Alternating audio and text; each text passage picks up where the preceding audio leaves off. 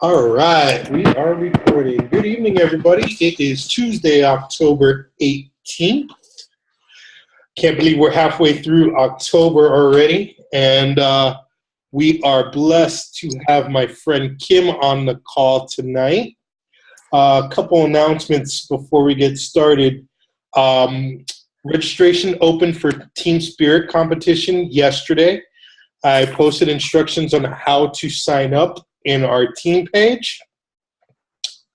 I hope you guys are, going through the Quarter Force launch plan that Becky was so nice to put together for us. There is another sneak peek that's going to go live on October 24th, so in just a few days. That'll be the last one before launch date. It goes live for us on the 31st. And available to the network. The rest of the network challenge packs go on sale on the 31st, and it's exclusive to the network until December, if I'm not mistaken. And last month, I announced that I was going to do one Success Club prize for the month of September. And Ashley, you were the winner of it. We're having a rockin' month. You're going to get a nice little Flavor God assortment. Ooh. Hey, thank you. I think you'll love it. I'm sure. And let's go ahead and get started. So, like I mentioned, we have my friend Kim Rogers on the call. She is the founder of Fitness on Fleek. She's a mom. She's a wife. She's an assistant principal. She's a 2-star diamond, a team leader on the leadership ladder, an SC10 All-Star, 21 months consecutive, and also a 2%er. We've gotten to know each other a bunch in there. So I'm going to hand it over to you, and thanks for joining us. Thanks, Rolly. It's so funny. I was thinking before I got on, I'm like, does Rolly even know my real name, or is he going to call me Bim Day? So if you don't, obviously you guys don't know me, but my name is Kim Rogers, like Roland said, but on Facebook I'm known as Bim Day because, I'm an assistant principal, so I try to stay undercover because I've had students try to find me and half my parents want to kick my ass. So it's just my way of staying safe these days. Not to mention half the time I'm in a sports bra and I'll lose my job, I'm sure. But to get started with my story is, I probably got into fitness when I was like 23, 24. Before that, I did absolutely nothing with myself, and I got, super chunky after college. And I just, loved working out. Throughout my son he'll turn 3 next week. So throughout my entire pregnancy, I had a trainer. I went to her fitness studio 5 times a week. I mean, I was loving it, super in shape. I got out of the gym, or I had the baby. I was back in the gym 2 weeks later. And everything was great until the day I had to go back to work and maternity leave was over. And you can imagine working all day, being away from your baby is so hard as it is. And then I came home and I wanted to go to the gym, and to leave him again, it just broke my heart. So I went from 5 days a week to 4 days a week. And next thing you know, I'm only working out on Saturdays. So my friend Melissa, who's actually my coach now, I was watching her post on Facebook. And I tell everybody I was hating hard on her. I was watching her and I was like, who is this girl, this fitness expert, all of a sudden on social media posting about these stupid little containers, drinking some shake and working out at home. I'm like, she's going to get fat in no time. You're like, this was my mindset. And this is exactly what I thought. I'm sure you guys thought that at first when she knows it. Totally talked about her behind her back to my other girlfriend. We're like, she's going to blow up when she's done with these little containers. This thing's a gimmick, But as I watched her she had her rocking 6-pack. I was like, man, I want a 6-pack like that. I'm like, she's looking good. So, she kept trying to get me to come over to the dark side. And I kept saying, no way, I'm fine how I am. But then eventually when I got down to that 1 day a week, I'm like, I got to do something else. Like, this isn't happening. So of course I'm like, well, I kind of want to try what she's doing. So, of course I didn't want to go and spend the money on it like anybody else. So I went actually and downloaded the 21 Day Fix illegally. and I did my workouts for the first couple of weeks at home. And I don't tell people that because I don't want them to go download it either. So I tell them I borrowed it. But I did the workouts for the first couple of weeks, and I was like, man, these workouts are awesome. Like, this is what I'm used to. This is what I need. I was hooked. So she talked me into, getting a challenge pack. And then I was like, fine. I'm like, I'll get the challenge pack. I'm like, but I'm not drinking Shakeology after a month. I'm like, that shit's expensive. Like, I can't afford to be drinking that every single month. And she's like, listen, she's like, just do this. She's like, just tell people what you're doing. If you can, get 3 people a month to, also get a challenge pack, it covers the cost of your shake. I'm like, fine, I'll try it. Right away, as soon as I started sharing what I was doing, I was having great results. I was very consistent with it. People wanted in also, which was great. So right away I started coaching, and I said I was going to do it just to, as a hobby coach to cover my costs, but I fell completely in love with it right off the bat. I loved the results. I loved how I was feeling. I loved helping other people. I loved that I didn't have to leave my son. I mean, everything was just working out to exactly what I needed. That it was everything to me. Once I started hopping on team calls and seeing people like Christina speak and being like, wow, like the income that you can be making doing this, and the potential to actually be home with my son instead of taking care of 500 kids whose parents could care less about them. And, not that I don't love what I do, but I want to be present in my own son's life. Like, I always think about his first day of school. Like, I would never be able to take him to his first day of school because I'm taking care of 500 other kids. And that just broke, that just broke my heart. Like, I needed something more, you know what I mean? So I knew this was for me from that day on. I knew it. Also a big, I know Rolly, when he asked me to talk, he asked me to kind of share about perseverance and something else. Now I totally forgot what the other word was, but whatever it is. And I always know that this is the topic that people give me because I had a really tough year this year. After I had my son, things started to change in my body. I just knew something wasn't right.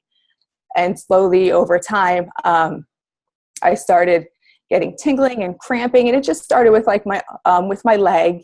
And the doctor said I thought I had sciatica, but I just kept going back to the doctors. I'm like, no, something's not right. I'm like, it can't be. Like, I can't even, I'm getting my toes are like this. I can't move my toes. Now it's going up my arm.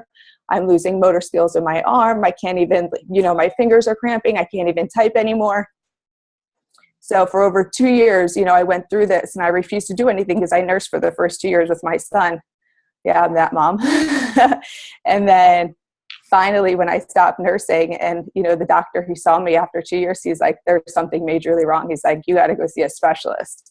So after seeing several neurologists this year, I was diagnosed with Parkinson's disease at the age of 34. So to me, it was completely heartbreaking. Being as healthy as I am, it was definitely the last thing I ever expected. And it's something that nobody knew I was going through this. Like, I never shared it with people publicly, pretty much until the time I was diagnosed. And I held it inside for a couple of weeks until I felt like I was ready to share. And this has totally been my outlet. Like, the day that I was diagnosed, the doctor said to me, he's like, you need 3 things in order to survive this. He's like, I don't care how healthy you are. The 3 things or what kind of medication I give you, the medication's not going to make you survive this. The 3 things that you need to survive this are a positive mindset, the proper nutrition, and exercise. I was like, holy shit. Like, if Beachbody wasn't put into my life for a reason, this was my calling. Like, I knew this was why I was doing this. Everything totally made sense to me. And I just hit the ground so much harder. And I'm like, this is it. This is for me. But obviously with these tough times, you have to be able to do something to get through these tough times. You know what I mean? Like, I know if I didn't have Beachbody and I didn't have the tools that I've learned in the past almost 2 years, I'd probably be a hermit right now crying at home being like, why me? But honestly, I know why me now. You know what I mean? I'm here to inspire other people. I'm here to show people that, it doesn't matter what happens to you. Like, use your, your obstacles as an advantage to you, inspire other people with them.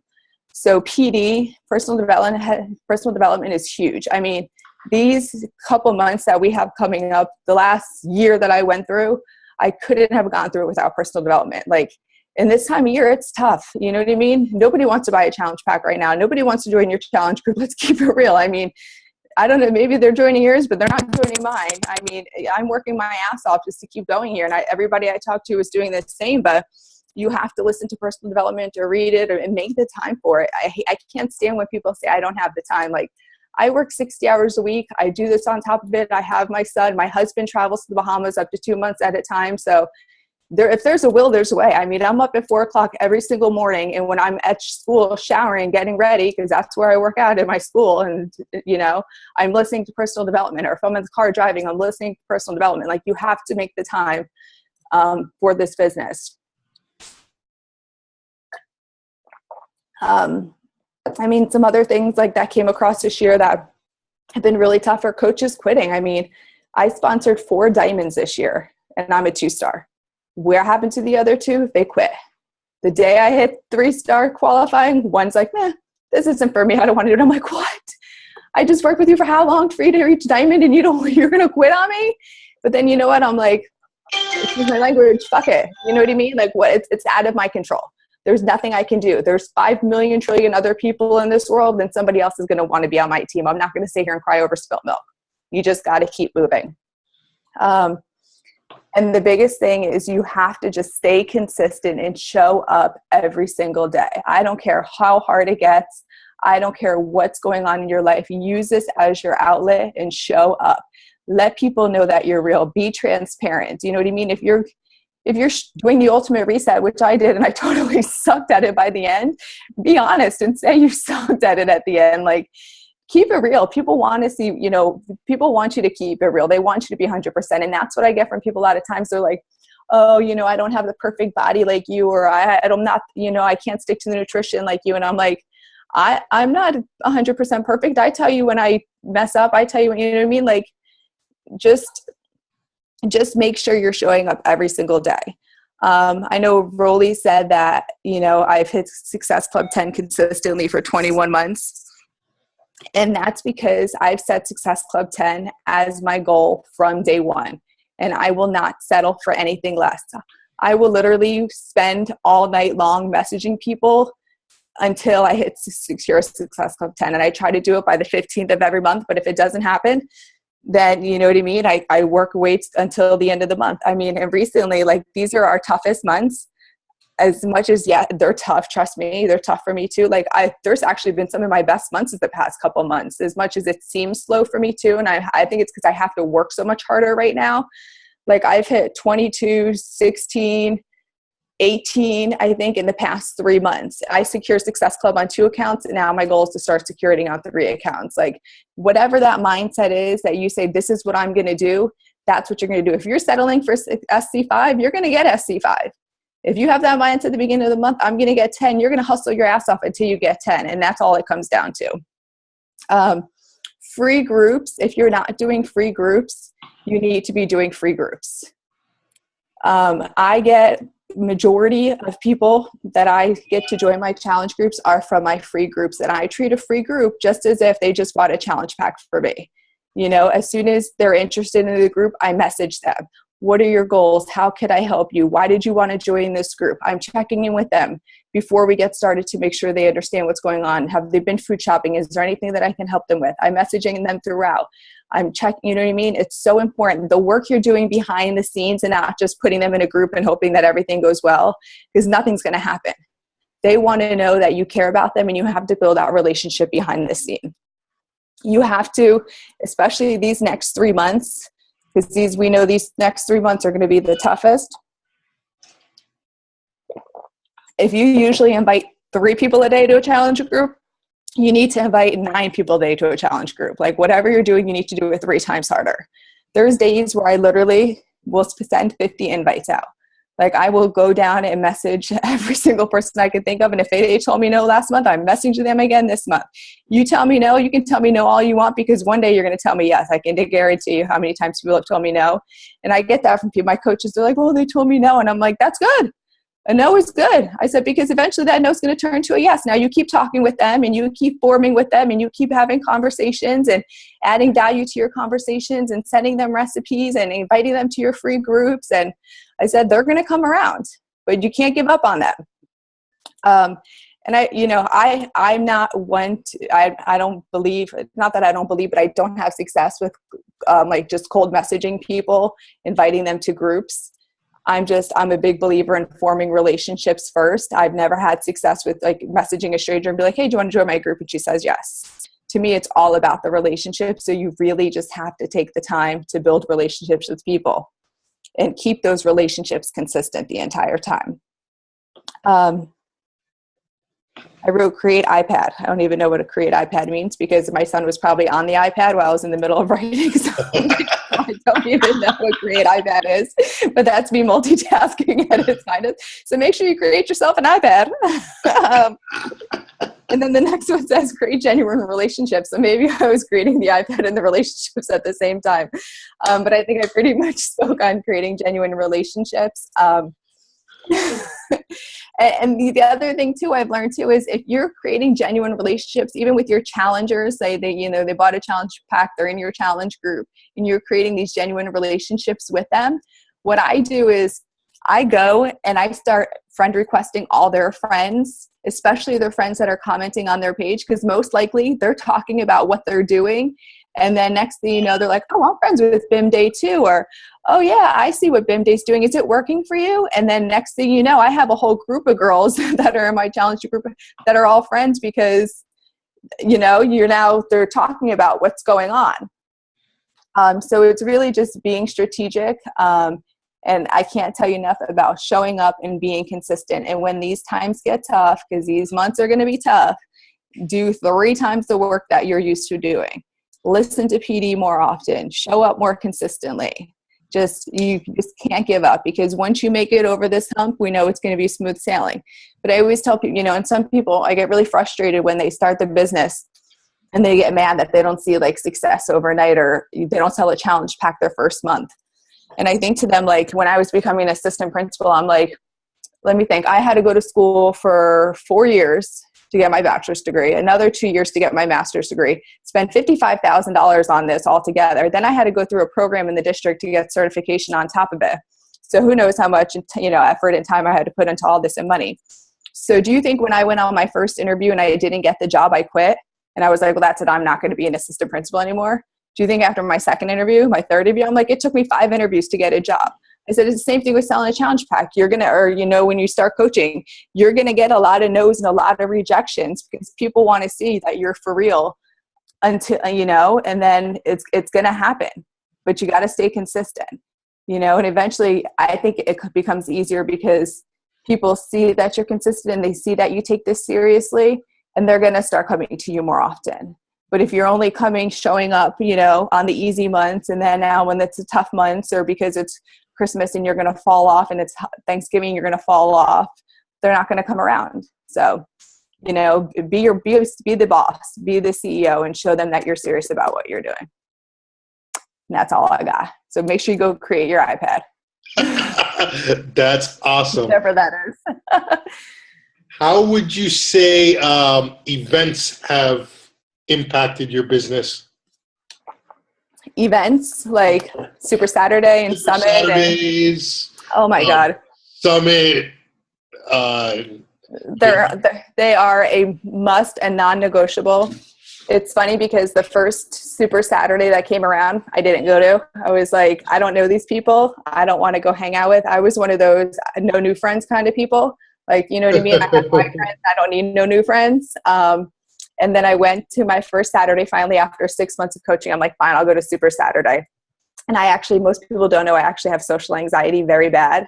So when I go, I get very uncomfortable around people and I get very shy and I kind of shut down. So it was hard for me at first, especially doing a workout in front of people when half your body doesn't work to begin with. And you think, everybody's going to be like this fitness guru.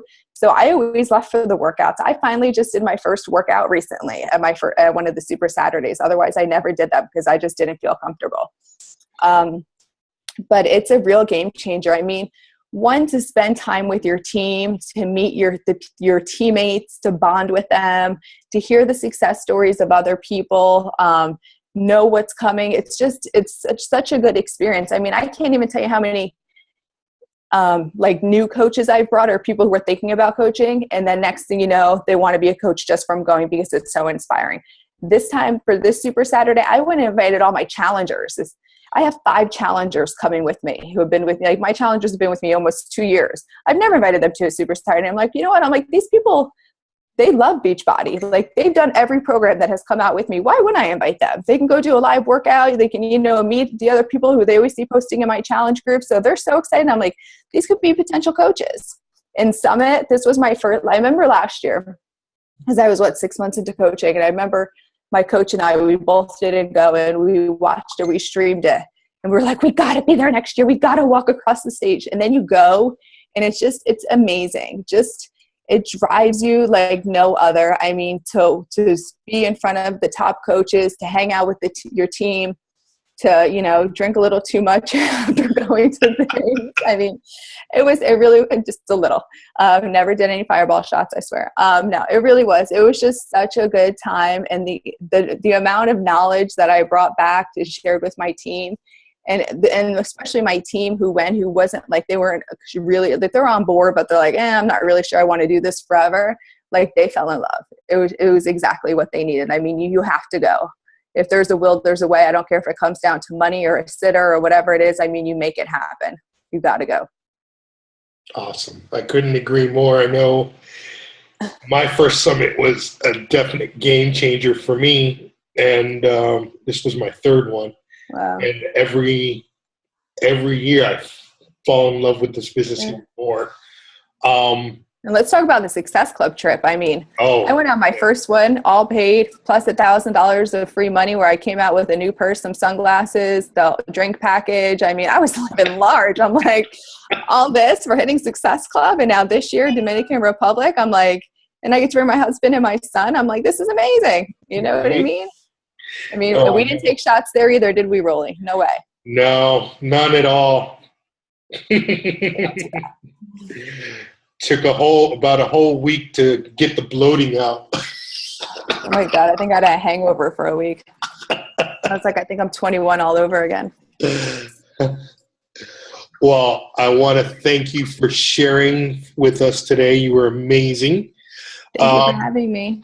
I'm going to open up to questions. Does anybody have any questions? Raise your hand so I can unmute you. Nobody? I know you got one, Ashley. Come on, ask me a question, Ashley. I don't know. I have one. Since you work in the school system, how do you manage your time? Well, that's a good one. It's called sacrifice. And for me, I'm lucky because I have Parkinson's disease, so I'm not really a sleeper because I don't produce dopamine. So sleeping, I don't do much sleeping anyway. No, but in all actuality, it comes down to sacrificing, and it comes down to time management. I wake up every morning at 4 o'clock. I drink my Energize. I pack my bag. I'm out my door by 4:30. I'm at the school parking lot by 4:45 a.m. opening the gates in the hood. No lie. Like literally I watch behind me like I'm ready to get mugged one day. I walk up to the school with my flashlight on my phone getting in, and I work out there. And the reason I do that is because I swear my son smells me when I wake up in the morning. And every time I work out at home, he's the first one up at 4 o'clock with me. So I got to get out of the house. And it's also good though, because once I'm there, my mindset is on Beachbody. So I sit in my office and I work my business. As soon as I'm done working out, trying to think like once I'm done showering, like 6:15ish. So 6:15 to 7 o'clock, I work the business. Obviously I shouldn't be on my phone during the day, but maybe once in a while I happen to pop on my phone, check in my groups. If I'm going to the bathroom, maybe I'll bring it with me and make a few undercover texts. At night, I spend time with my family. My husband is very flexible. He believes in this business. He has my back 100%. So I keep a whiteboard on my fridge with all my calls for the week. So he knows, what nights I have calls, and he's responsible for the baby those nights. And then every night, pretty much from 9 o'clock on, I work the business. Our family time is from the time I walk in the door till 9 o'clock. And I've obviously had to sacrifice relationship time with us. But when it comes down to like we have family Friday nights, phone goes away. The weekends when we're doing things, my phone goes away. So it's just sacrifice. What am I going to do? Sit on the couch and watch TV together? We're not talking then anyway. So what's the point? You know what I mean? I'd rather be sitting on the couch building, or, you know, sitting on my computer building a future for us, and let him watch football 5 nights a week. So, and then I'm lucky together. Yeah. I'm lucky. Like now he's in the Bahamas for 2 weeks. So I'm kind of like, sometimes I'm like, yeah, it's 2 weeks. I get to work my business without him being here. I don't have to hear him now. Yeah, but he's really good about supporting me, so I'm lucky. That's awesome. Well, thanks again for sharing with us, and I think we'll wrap it up. Looking forward to seeing you on the 29th. The 29th. And are you guys going to be there? Super Saturday? All right. Yeah. Ashley will be there. I think Juanita's going to be in Peru. Ooh, nice. And we'll try and get some others. A lot of them are in other states. But thanks again for your time, and we appreciate it, and we will chat later. All right. Bye, guys. Night, everybody. Have a good night.